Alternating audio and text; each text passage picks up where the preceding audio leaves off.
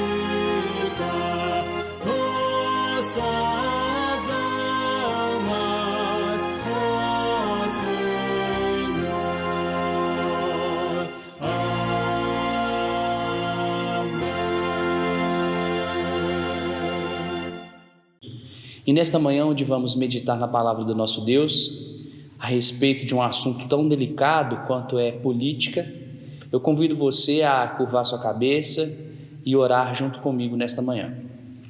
Santo Deus e Pai, nós te damos graças, Senhor, por este dia, nós te damos graças, Senhor, porque as suas misericórdias se renovaram sobre nós, e neste momento especial, ó Deus, nós clamamos a Ti que o Senhor, através do Teu Santo Espírito que habita em nós, possa nos iluminar, nos abençoar para nós aprendermos mais do Senhor, para que nós possamos realmente cravar em nossos corações aquilo que o Senhor quer falar conosco neste dia.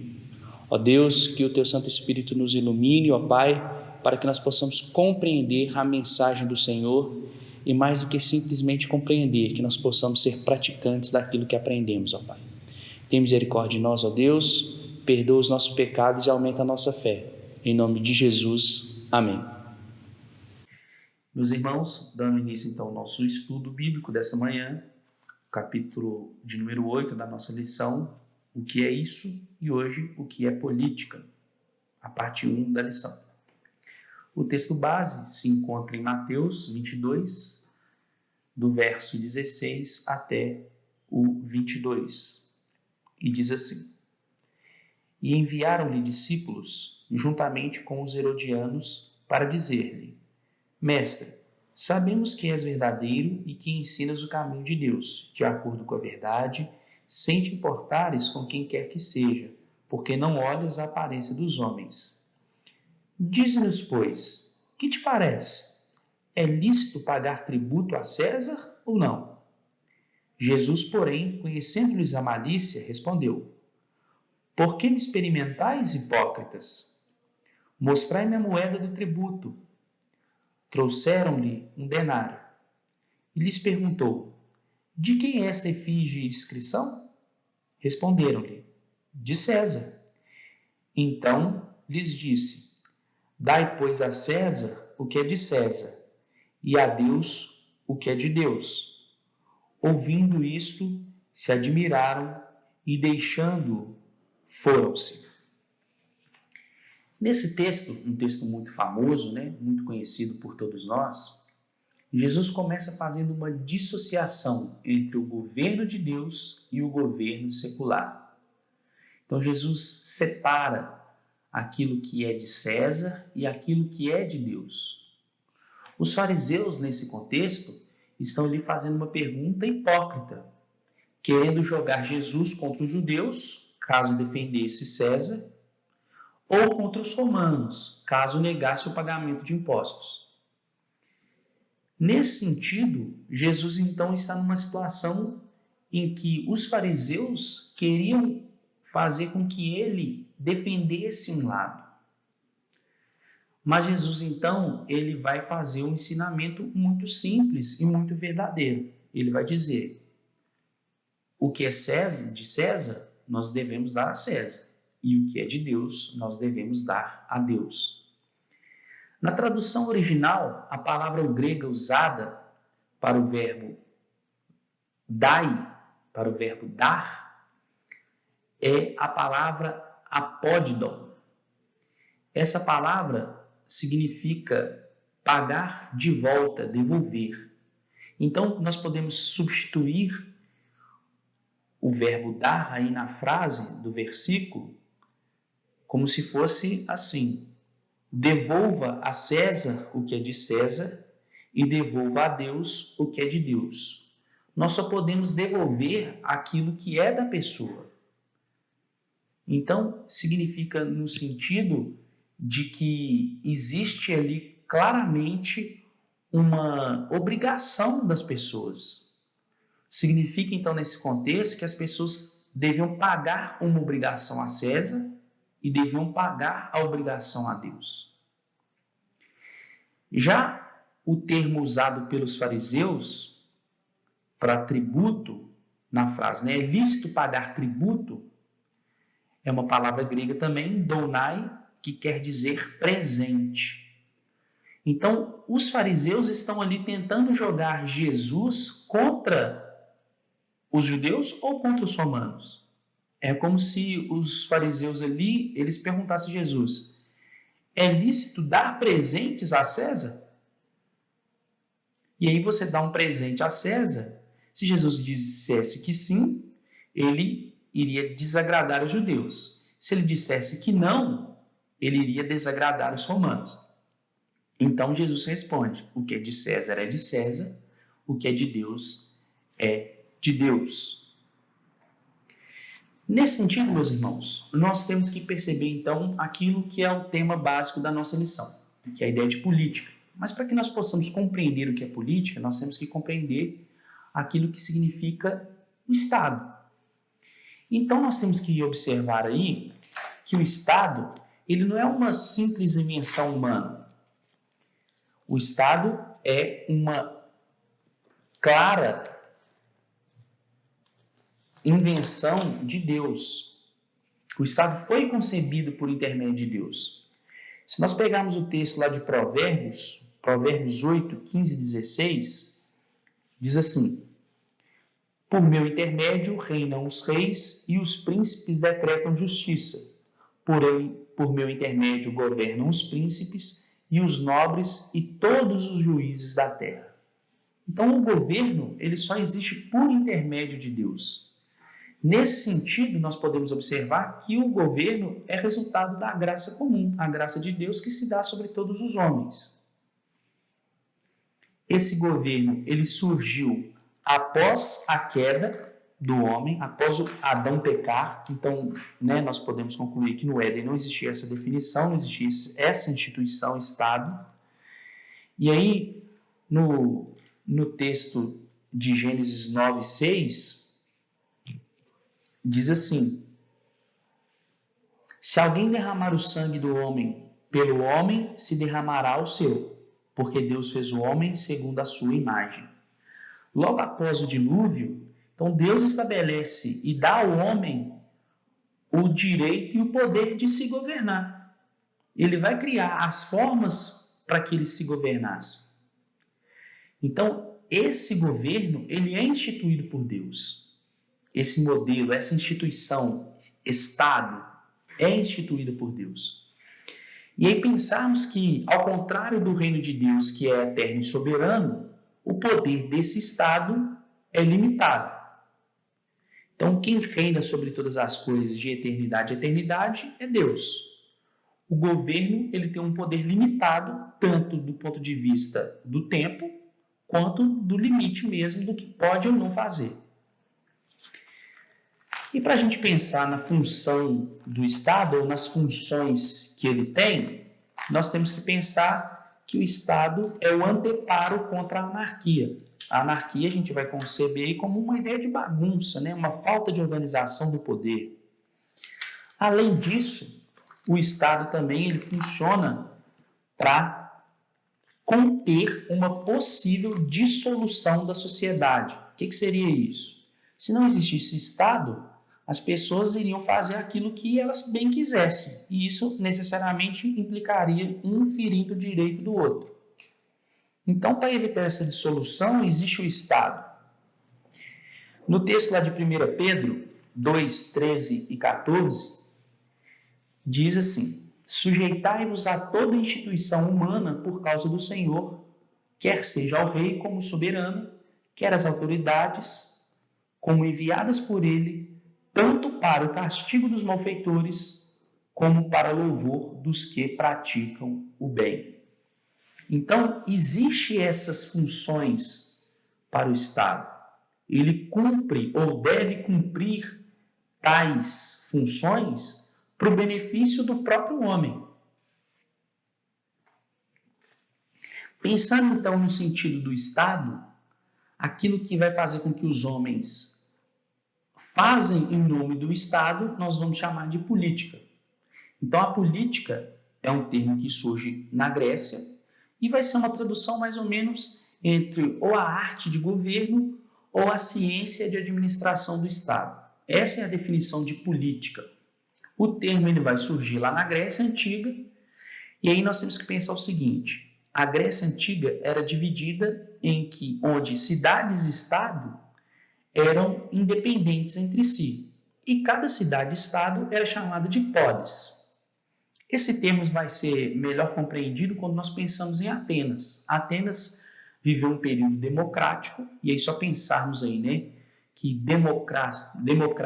democracia também é uma palavra grega, demo significa povo e kratos, poder. Então, o período democrático significava que o povo tinha poder, ou seja, o povo governava. Nesse sentido de política, surge também o termo políticos, que vai ser dado ao homem, e a princípio somente os homens poderiam se envolver nas questões do Estado. Então, os homens que participavam da administração da sociedade eram chamados de políticos. Outra coisa muito interessante que os gregos deixaram de contribuição para nós é que a filosofia grega contribuiu muito para o estudo desse termo política, Os grandes filósofos gregos, eles deixaram vários ensinos, vários fundamentos sobre as questões políticas. E mais do que isso, eles chegavam a afirmar que o homem tinha uma tendência natural para a atividade política. Uma frase muito famosa de Aristóteles é: o homem é um animal político. Isso significava que, para Aristóteles, existia uma questão natural em que o homem se envolveria nas questões políticas, nas questões que dissessem respeito à administração de onde ele vivia. E na nossa cultura ocidental, essa formação de Estado e leis, elas seguem tanto a tradição da filosofia grega, romana, mas elas seguem fundamentalmente a moral bíblica. Então, mesmo que isso seja questionado nos nossos dias, a nossa moral, os princípios da nossa moralidade bíblica, nós não podemos deixar de observar que a moral bíblica fundamentou a criação de várias leis e também a criação dos estados. O tópico 1 da nossa lição é chamado O Povo de Deus e a Política. E ele vai fazer um apanhado histórico nesse sentido. Como que o povo se relaciona nas questões políticas? Como nós já falamos anteriormente, lá no Jardim do Éden não havia Estado. Não havia nada para ser controlado por Adão nas questões da organização, porque ele e Eva viviam sozinhos ali. Então, a partir da queda é que vai surgir o Estado. Então, no Éden, tudo estava sendo governado por Deus. A partir da queda, nós podemos observar lá no texto de Gênesis 6:5, que vários crimes começam a acontecer. A imoralidade começa a aumentar muito na vida dos homens, né? Se você ler aí junto comigo, você vai observar isso. O texto diz: viu o Senhor que a maldade do homem se havia multiplicado na terra e que era continuamente mal todo o desígnio do seu coração. Então, essa maldade, essa imoralidade que começa a reinar ali na sociedade, vai fazer com que Deus promova um ato de justiça. E o ato de justiça que Deus promoveu ali seria o dilúvio. Poupando somente Noé e sua família, Deus então exterminou os homens porque eles eram imorais, eles estavam entregues à maldade. Em Gênesis 9:6, o texto que nós lemos, nós observamos que depois do dilúvio, Deus dá aos homens o direito de se governarem. Então, a partir disso é que surgem os sistemas políticos, que surge um Estado. E claramente, então, vai surgir a ideia da política. Depois disso, os hebreus vão se fundamentar, o povo de Deus vai se organizar, e depois vem lá o período quando José vai para o Egito, depois ele leva toda a sua família para lá, depois vem o período da escravidão, em que os hebreus, o povo de Deus está cativo no Egito e está sendo governado diretamente pelos egípcios, e vem o período do Êxodo. Lá na caminhada pelo deserto, Deus vai estabelecer um novo modelo de governo, e vai ser um modelo de governo teocrático. O que significa teocrático? Teo é Deus e kratos poder. Então, o governo teocrático é um governo estabelecido por Deus. Fazendo um parêntese aqui, nós temos vários outros tipos de governos que são chamados de teocráticos. Vou dar um exemplo. O Irã é um governo teocrático. Por quê? Porque no Irã, o que vale lá é a lei religiosa. Mas no sentido lá de Êxodo 20, o próprio Deus estabelece regras que precisavam ser seguidas, os mandamentos. E quando nós lemos o livro de Levíticos, nós vemos que Deus estabelece outras funções para os levitas. Eles administravam, eles julgavam, eles davam a pena às pessoas. Então, os levitas ali que cumpriam, que faziam o papel do Estado, eles eram os responsáveis pela administração da lei. E a consequência dos atos era julgada por cada levita. No período dos juízes, nós temos um período de grande conturbação, o período de bagunça, um período de anarquia. No versículo 25 do capítulo 21 de Juízes, diz assim: naqueles dias não havia rei em Israel, cada um fazia o que achava mais reto. Então, nós podemos considerar o período de Juízes como um período de arbitrariedade, O que o juiz achasse certo podia ser uma coisa diferente do seu anterior, mas como ele era o juiz, então ele impunha a lei. Então as pessoas ficavam sob o jugo ali de uma pessoa que não tinha nada pré-estabelecido. Então, a partir disso, o povo começa a clamar por um rei. Nós temos essa história lá no segundo livro de Samuel. E ele começa a clamar por um rei, então vem a ideia da monarquia. Monarquia é uma palavra que vai se misturar tanto do grego quanto do latim, e ela vai indicar basicamente a ideia que existe um soberano, um que governa. E esse período de monarquia em Israel, nós sabemos também que é um período extremamente conturbado, né? Existiram reis bons e maus, período de muita dificuldade para o povo, porque aconteceu ali idolatria, pessoas abandonaram a fé, foram invadidos por outros povos, foram escravizados, a cidade foi destruída, o templo, as muralhas, a divisão do povo, a divisão de reinos. Então foi um período também muito conturbado, em que oscilou muito, né? O povo às vezes abandonava Deus, às vezes voltava para Deus, então também não é um período de muita estabilidade. E em todo o Novo Testamento, que é o último momento político que vai aparecer na Bíblia, o povo estava sob o domínio do Império Romano, e o Império Romano naquele momento vivia sob um regime que nós podemos chamar aqui de uma monarquia teocrática. Era um homem que governava e ele era considerado um deus e deveria ser adorado como deus. Então, o rei era líder político e também era um líder religioso. E por isso, o povo de Deus, os judeus, porque eram monoteístas, eles viviam numa uma intensa perseguição, uma grande dificuldade, porque eles não podiam adorar o imperador porque eles pecavam. Mas se eles não adorassem o imperador, eles eram perseguidos. E isso continuou também com os cristãos.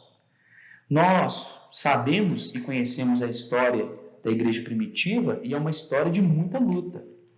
E mesmo sendo um período de muita luta, de muita perseguição, e mesmo o apóstolo Paulo, ele em si, né, sofrendo muita perseguição e morrendo por questões políticas também, nós vamos observar lá que Paulo deixa um ensinamento muito precioso para nós.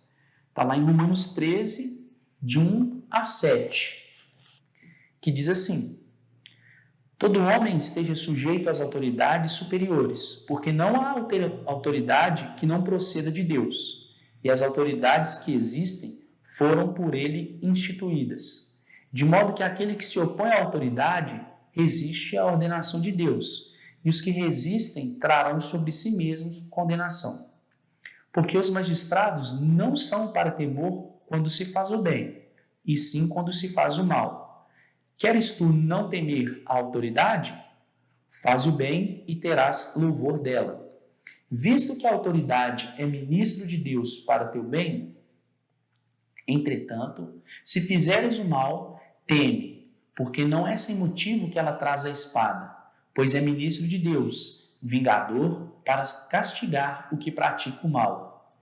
É necessário que lhe esteja sujeito, não somente por causa do temor da punição, mas também por dever de consciência. Por esse motivo, também pagais tributos, porque são ministros de Deus, atendendo constantemente a este serviço. Pagai a todos os que lhe é devido, a quem tributo, tributo, a quem imposto, imposto, a quem respeito, respeito, a quem honra, honra. Perceba então que o apóstolo Paulo está concordando com o ensinamento de Jesus que nós lemos em Mateus. Paulo está falando, nós temos que respeitar as autoridades, não é porque elas punem, é porque Deus manda que nós obedeçamos, porque Ele próprio as instituiu. Então, a ideia de obediência às autoridades deve partir de uma consciência e não de medo. O segundo ponto da nossa lição sobre a política, ela vai deixar mais claro aquilo que os reformadores pensavam sobre como deveria funcionar a política. Nós sabemos que, depois de um período grande de perseguição, o Império Romano e a Igreja Católica Apostólica Romana se aliaram. E, consequentemente, nessa aliança, a influência do cristianismo aumentou e as pessoas começaram a receber o cristianismo, porque o cristianismo passou a ser a religião oficial. Entretanto, os desvios morais, as heresias, as interferências corruptas também aumentaram nesse período. E muitas delas aconteciam com o apoio da Igreja Católica. Então, isso trouxe uma consequência negativa. Por quê? Porque existia essa fusão do poder político e religioso e as pessoas voltaram a viver num período de perseguição. Então, vários dos pré-reformadores, quanto os reformadores da igreja, eles buscaram mudar essa concepção teológica. E pensando lá no ponto da sola escritura, ou seja, só a Bíblia, eles começam a extrair outros princípios, e agora princípios genuinamente bíblicos, para formar aquilo que nós chamamos de cosmovisão cristã reformada. Ou seja, aquilo que nós vemos a partir do estabelecimento da Reforma Protestante. Aquilo que a Igreja enxerga sobre a política. Então, nesse sentido, alguns pontos básicos aí nós temos. Por exemplo, o Papa perdeu todo o poder. Nas igrejas reformadas, aquilo que o Papa fala não tem valor. Inclusive, a figura do Papa foi destituída da igreja reformada. Várias heresias foram tiradas da igreja. Outras ficaram e depois os outros reformadores aniquilaram todas elas, né? Pensando sempre naquela ideia de que o princípio bíblico deve prevalecer. Então, nesse sentido de uma visão bíblica sobre o que é Estado, o que é política, nós podemos dizer claramente que o princípio do Estado laico surge com a Reforma Protestante, ou seja, o Estado que é separado da Igreja. O Estado tem uma função, a Igreja tem outra função e ambas não devem ser misturadas. Então, nesse sentido reformado, nós temos uma atribuição que a Igreja recebe. A Igreja, então, tem agora a obrigação de tecer comentários sobre a moralidade do governo, mas ela mesma não deve ditar programas de ação para o governo. Ou seja, a Igreja observa a moralidade, se é honesto, se é decente, se as leis são boas, se as leis atendem os interesses da população. Mas a Igreja não deve ditar programas de ação para o governo, porque existe essa separação. Da mesma maneira, o Estado não vai ditar nada a respeito dos sacramentos da Igreja. Na Confissão de Westminster, tem um texto muito interessante lá que diz assim: Deus, o Senhor Supremo e Rei de todo o mundo, para a sua própria glória e para o bem público, constituiu sobre o povo magistrados civis, a eles sujeitos, e para este fim os armou com o poder da espada, para defesa e incentivo dos bons e castigos dos malfeitores. Os magistrados civis não podem tomar sobre si a administração da palavra e dos sacramentos ou o poder das chaves do reino de Deus. Então agora a visão reformada vai dissociar, vai separar o que é Estado e o que é Igreja. Então o chefe político não é mais visto como um ser religioso.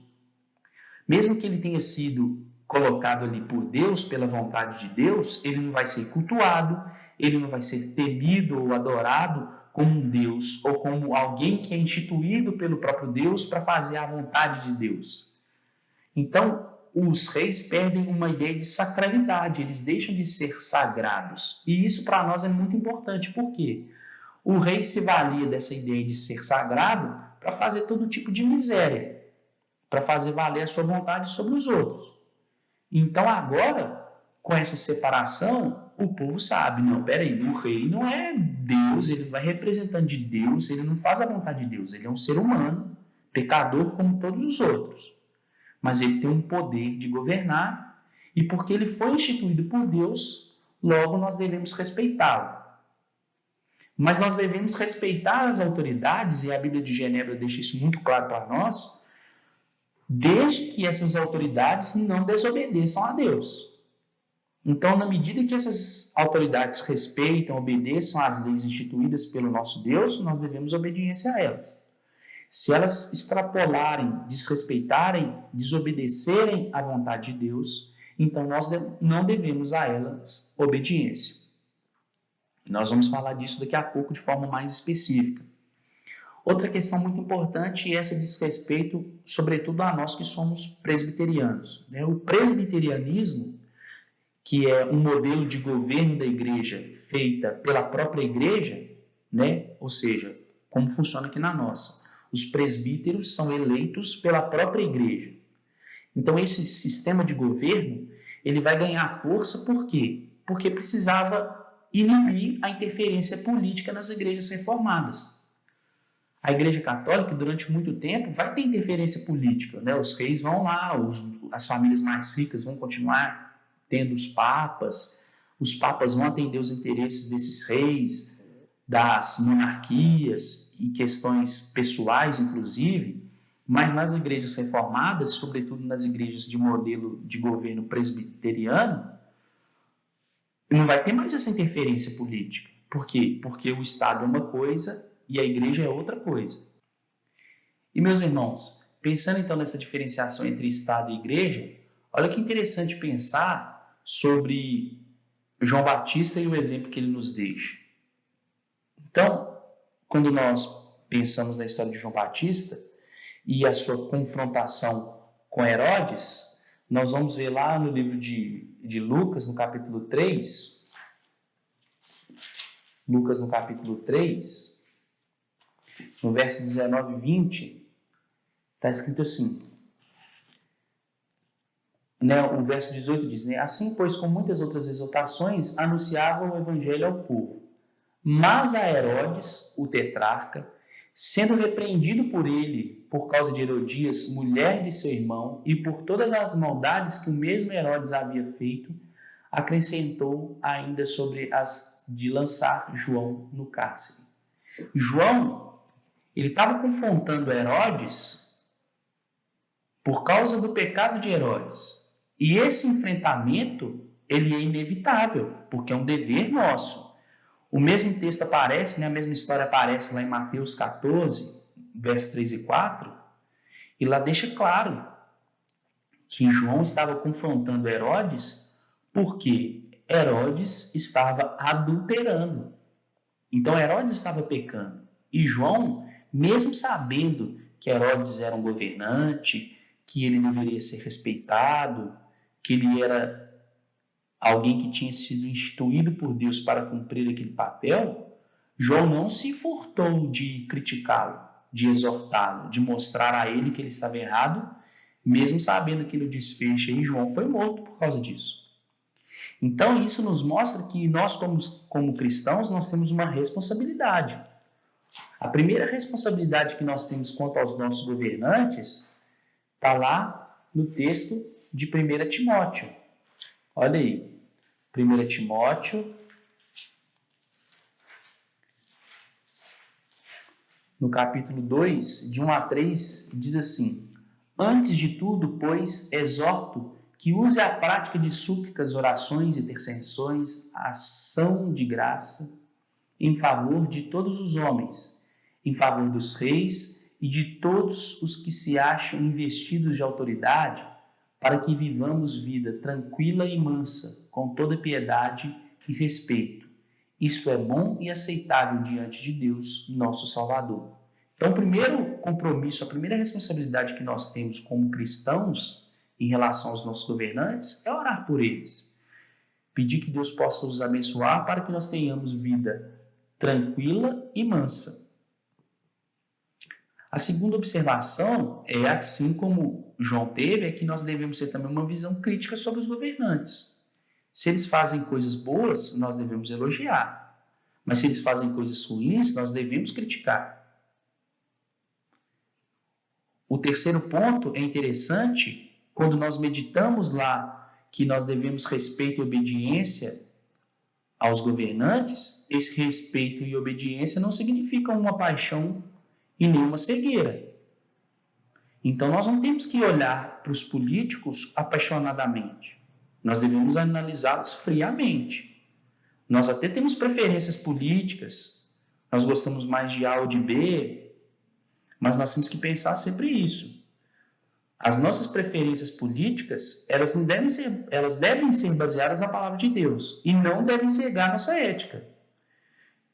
Se um político é corrupto, ou se ele promove um ato de corrupção, não é porque eu votei nele que eu tenho que falar, não, ele não é corrupto. Não, se ele cometeu um crime, nós devemos dizer, não, ele cometeu um crime, ele é corrupto. Mas nós devemos ter as nossas preferências, e essas preferências não podem causar entre nós nem rivalidades e nem contendas. Por isso é importante que quando nós analisarmos os políticos, definimos as nossas preferências políticas, que nós façamos isso baseado na palavra de Deus. Outro ponto muito interessante para a gente pensar, é que uma coisa que tem crescido aí ao longo do tempo, é que as pessoas analisam os políticos como se eles fossem seres infalíveis. Não existem salvadores da pátria na política. O salvador é um só. Então eu não vou apoiar um candidato e dar a ele e depositar nele toda a minha confiança de sucesso do país, de sucesso de uma política. Porque se a gente fizer isso, a gente está substituindo a criatura e colocando a criatura no lugar do Criador. Os políticos, eles são humanos. E porque eles são humanos, eles são falhos e são pecadores. Jeremias 17:5 fala sobre isso. Assim diz o Senhor: maldito o homem que confia no homem, faz da carne mortal o seu braço e aparta o seu coração do Senhor. Essa confiança aí não é aquela confiança que nós temos nos nossos familiares, nos nossos amigos mais chegados. É aquela confiança cega, como se nós depositássemos no político A ou B toda a nossa esperança sobre as coisas. E a gente sabe, a nossa esperança não tem que estar depositada em homens. A nossa esperança está depositada naquilo que Deus já fez, naquilo que Cristo fez por nós e na pessoa de Deus, que é um Deus que governa tudo e sobre todas as coisas. Então, essa ideia de salvadores na política, isso traz mais malefício do que benefício. Nós podemos analisar isso ao longo da história. Muitas pessoas foram levantadas como salvadores e depois nos decepcionaram. Isso faz parte da questão política. Por quê? Porque são homens, são falhos. Então nós não temos que confiar cegamente, apaixonadamente em políticos. Nós devemos até votar, apoiar, votar, fazer campanha, se for o caso, para A ou para B, mas nós temos que ter sempre aquele olhar crítico. E pensar, meus irmãos, nesse ponto que é muito importante. Os políticos, eles cumprem funções de governo, mas eles estão ali sob a autoridade de Deus. Ações de governo estão entrelaçadas com a história da redenção. Quando nós pensamos na história do nascimento de Jesus, nós vamos nos deparar lá com o fato de que Herodes fez um decreto de recenseamento e por causa desse decreto, Maria e José tiveram de sair de Nazaré e ir até Belém. Se nós pensarmos que essa viagem foi tranquila, nós vamos dizer realmente a viagem foi tranquila porque o Império Romano vivia um período de paz, chamado de Pax Romana. Nenhuma nação estrangeira, nenhum império vizinho ameaçava o Império Romano. Todas essas duas questões, essas duas circunstâncias foram provocadas por questões políticas, mas elas estavam sob o governo de Deus e fizeram cumprir uma profecia que Deus havia estabelecido. Se nós pegarmos lá em Miqueias, no capítulo 5, Miqueias 5:2, diz assim: E tu, Belém Efrata, pequena demais para figurar como grupo de milhares de Judá, de ti me sairá o que há de reinar em Israel, e cujas origens são desde os tempos antigos, desde os dias da eternidade. Então, é de Belém que deveria nascer o Salvador. E Maria e José mudaram de Nazaré para Belém porque Herodes, pela vontade de Deus, tomou uma medida que fez com que o casal fosse até Belém. Então, nós temos que pensar nisso. Os governantes estão ali sob a autoridade de Deus, tanto para fazer aquilo que nos parece ser bom, quanto quando eles fazem o mal também. quando Jesus está ali diante de Pilatos, e naquele momento, né, sempre o governante libertava um preso, Pilatos julgou ter autoridade para libertar Jesus. Em João no capítulo 19, fala isso. Vamos abrir as nossas Bíblias aí e nós vamos ler o texto. Pilatos está ali se julgando o dono da situação, aquele que tem todo o poder para libertar, inclusive Jesus, e a resposta que Jesus dá para ele não é essa não. Olha, o texto diz assim, João 19, 10 e 11. Então Pilatos o advertiu, não me respondes? Não sabes que tenho autoridade para te soltar e autoridade para te crucificar? Jesus respondeu, nenhuma autoridade teria sobre mim se de cima não te fosse dada. Por isso, quem me entregou, a ti maior pecado tem. Então, nós observamos aí que Jesus está falando para Pilatos, ô Pilatos, até esse poder que você acha que você tem, você não tem não, porque quem te deu foi Deus. E Deus vai fazer cumprir a vontade dele. E a vontade dele, naquele momento, é que Jesus fosse crucificado, que Jesus morresse e que Jesus ressuscitasse depois de 3 dias. Então, nós temos que observar essas questões, meus irmãos. Nós temos que observar que o poder político terreno, ele está sob o domínio de Deus. E por estar sob o domínio de Deus, ele tem um limite. O ponto 5 da nossa lição de hoje fala sobre esse limite, o limite do poder.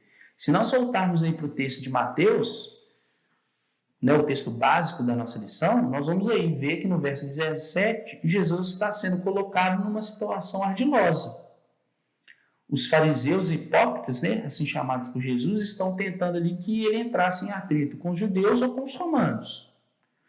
E aí Jesus, sabiamente, ele conhecendo o coração daqueles homens, ele vai fazer aquilo que era correto ser feito. Ele vai separar as obrigações quanto ao governo e a Deus. Então ele vai dizer, os impostos eram de César. Por quê? Porque ele pegou a moeda lá, né, o denário, e nele estava esculpido lá a imagem de César. Então os impostos deviam ser pagos ao Estado. Naquele momento ele ia a César, ao imperador. Entretanto, César não devia ser adorado como Deus. E ele vai dizer, a adoração é para Deus. Então, por isso que existe essa dissociação. Dai a César o que é de César e dai a Deus o que é de Deus. O que é de César? São os impostos. O que é de Deus? A adoração. Por quê? Porque o governo e a autoridade de Deus são maiores que a de César, porque a santidade e a grandeza dele são maiores que a de César. O único que deve ser adorado é o Senhor nosso Deus. Então, isso é diferenciar, isso é separar aquilo que é do Estado, aquilo que é de Deus. Jesus basicamente está dizendo, o imperador, ele pode ser até considerado Deus aí, pelos romanos, por essa religião pagã, e nós, por estarmos aí submetidos ao poder político dele, nós devemos a ele somente os impostos, porque a adoração é somente a Deus. Não tem essa de pagar impostos e adorar a César como Deus. Então, meus irmãos, nesse sentido, nós vamos caminhar já para a nossa conclusão e aplicação. Jesus vai estabelecer prerrogativas divinas e limitar o poder político. César recebe os impostos, mas não a adoração. Então tem um limite aí. O poder dele não é sobre todas as coisas, sobre tudo. Outro ponto interessante para nós pensarmos é que nós também temos obrigações com o Estado. Nós devemos pagar impostos, nós vamos cumprir leis. Mas essa conclusão das nossas obrigações com o Estado, ela vem não do temor ao Estado e da justiça que ele pode exercer sobre nós. Ela tem que vir porque Deus determinou que assim o fizéssemos. Então, nosso respeito, nossa submissão ao governo, ela se dá porque Deus o instituiu, porque Deus ordenou isso de nós. Então, não é porque o governo pune que eu tenho medo ou que eu o respeito. É porque Deus determinou. E isso fica muito claro no texto lá de Atos. Também é um texto muito conhecido nosso, mas vamos ler de novo aí. Né? Depois que os apóstolos são presos, porque eles estão lá pregando o evangelho, contrariando a ordem do Sinédrio, então Pedro diz: então Pedro e os demais apóstolos afirmaram: antes importa obedecer a Deus do que aos homens. Então Pedro vai destacar aí que as leis devem ser obedecidas com a condição de não contrariarem os decretos de Deus. Qual que é a ordem de Jesus? E de pregar o evangelho. O Sinédrio fala: não é para falar desse nome aqui. O que os apóstolos fazem? Eles continuam falando do evangelho. Por quê? Porque falar do evangelho é uma determinação de Deus. Então, antes é importante que nós obedeçamos a Deus do que aos homens. E se nós aplicarmos essa condição, isso é visível nos nossos dias. Se nós pensarmos que missionários estão em países onde é proibido falar do evangelho, então nós vamos concluir que eles estão até cometendo um crime lá de acordo com as leis daquele país. Mas eles não pecam. Por quê? Porque antes nós devemos obedecer a Deus e de pregar o evangelho, mesmo naqueles locais onde é proibido por lei que o evangelho seja pregado. Na política, essas definições se aplicam de forma geral. Para a gente concluir, o voto da maioria ele deve ser respeitado. É assim, né? A eleição se dá, o mais votado ele vence. Mas essa eleição, essa decisão da maioria, ela não vai transformar de maneira nenhuma o errado em certo. Nesse sentido, aquela frase clássica, ela está completamente equivocada. A voz do povo não é a voz de Deus. Deus até usa o povo mesmo para votar no governante A ou B. O povo cumpre a vontade de Deus, mas não necessariamente o povo escolhe alguém que foi pré-determinado por Deus porque ele é um salvador da pátria. Não é isso. Porque governantes governaram em várias nações e fizeram muito mal. E essas autoridades também chegaram ao poder pela vontade de Deus. Então, em tudo, Deus tem um propósito. Outra questão que nós devemos separar é que o Estado ele não tem que influenciar nas questões morais de foro íntimo. Né? Por exemplo, é errado que o Estado proíba a correção paterna. É errado que o Estado tente, não é o nosso caso, graças a Deus, que o Estado tente proibir a educação do criacionismo. Ou coisa nesse sentido. O Estado não tem que interferir nessa questão. Não é papel do Estado isso. Porque existe essa diferenciação. E outra questão, e essa é muito dura e serve de exortação para nós, é que mesmo em estados que desrespeitam os direitos das pessoas, e aí o exemplo está aí claro, né? As ditaduras comunistas que existem pelo mundo, a ditadura militar que existiu no Brasil, eram momentos em que os direitos eram desrespeitados, mas nós devemos lembrar que Deus ainda governa nesse momento. Se existem esses governos, ou se existirem esses governos, Deus tinha um propósito nisso. Não é que esse governo é sempre bom ou sempre ruim, ou sempre faz coisas boas ou sempre faz coisas ruins. Não, eles cumprem ali um papel pré-determinado por Deus. Muitas vezes nós não vamos compreender isso, mas essa é a vontade de Deus e nós temos base bíblica nesse sentido. E para nós encerrarmos, meus irmãos, o estudo de hoje, nós devemos sempre orar antes de votar, orar pelos eleitos, pelos que governam, pelos que fazem a oposição, pelos que se candidatam, pelos que a gente gosta e pelos que nós não gostamos.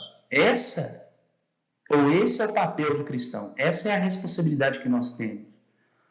Por quê? Porque a política, mesmo sendo uma ação humana e despertar paixões diversas, ela está sob o controle de Deus. E nós devemos orar sempre, então, para que nós possamos compreender a vontade de Deus através das decisões políticas. Bom, meus irmãos, agora que já meditamos na palavra do nosso Deus, vamos orar mais uma vez. Curve sua cabeça aí mesmo da sua casa e vamos falar com o nosso Deus.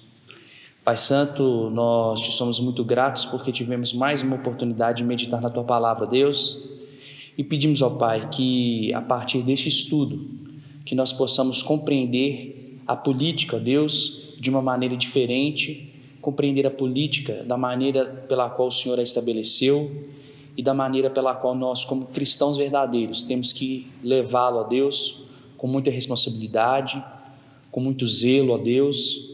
Mas pedimos, ó Pai, que o Senhor tire de nossos corações toda e qualquer idolatria, toda e qualquer dependência, ó Pai, confiança em homens, ó Deus. Ó Pai, sabemos que os seres humanos são falhos, que os políticos, ó Deus, são falhos, mas nós, ó Deus, confiamos no Senhor, que é o Deus dos deuses, o Senhor dos senhores, o Senhor sobre todas as coisas, e pedimos, ó Pai, que neste momento especial o Senhor possa governar a nossa nação a partir desses homens, ó Pai, que nos lideram, a partir do presidente, dos ministros, dos governadores, dos prefeitos, ó Deus, de todas as autoridades instituídas no nosso país, que o Senhor possa, ó Deus, direcioná-las, que o Senhor, Deus, possa, ó Pai, guiá-las, ó Deus, para que eles possam conduzir o nosso país em caminhos sábios, em caminhos prudentes, ó Deus, que esses homens e mulheres, ó Pai, possam ser tomadas pelo temor do Senhor, que eles possam, ó Deus, visar primeiro, ó Pai, o bem-estar do nosso povo, o bem comum, ó Deus, e livra-os, ó Deus, de toda ganância, de toda mesquinharia, ó Deus, de todo sentimento ruim, ó Pai, de adversidades, ó Deus, que fazem com que eles, ó Pai, fiquem lutando uns com os outros, esquecendo do compromisso, ó Pai, que tem em governar e zelar pelo nosso povo.